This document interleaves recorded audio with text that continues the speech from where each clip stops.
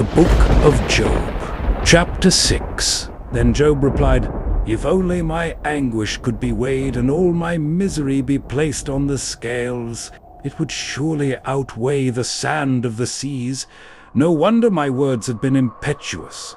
The arrows of the Almighty are in me. My spirit drinks in their poison.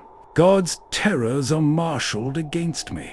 Does a wild donkey bray when it has grass, or an ox bellow when it has fodder?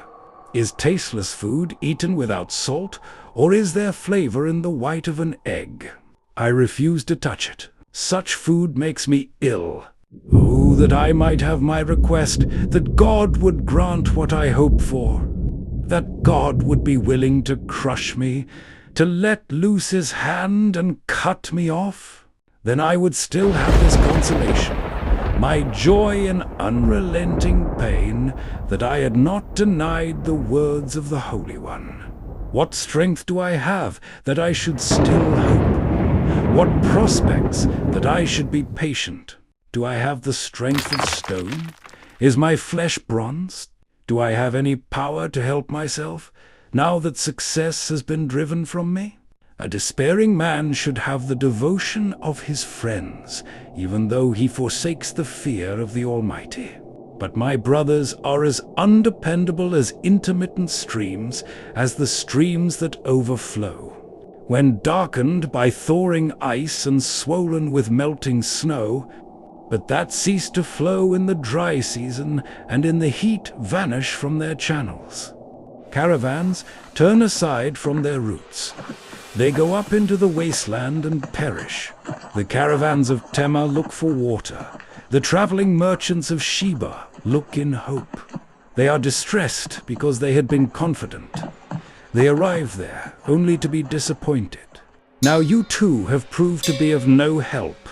You see something dreadful and are afraid. Have I ever said, "Give something on my behalf, pay a ransom for me from your wealth"? Deliver me from the hand of the enemy, ransom me from the clutches of the ruthless. Teach me, and I will be quiet. Show me where I have been wrong. Do you mean to correct what I say and treat the words of a despairing man as wind? But now be so kind as to look at me. Would I lie to your face? Relent. Do not be unjust. Reconsider, for my integrity is at stake. Is there any wickedness on my lips? Can my mouth not discern malice? Thank you for tuning in to the Lord's decree. Job responds to Eliphaz with sorrow and frustration. He explains that his grief is heavier than the sand of the sea and defends the honesty of his words.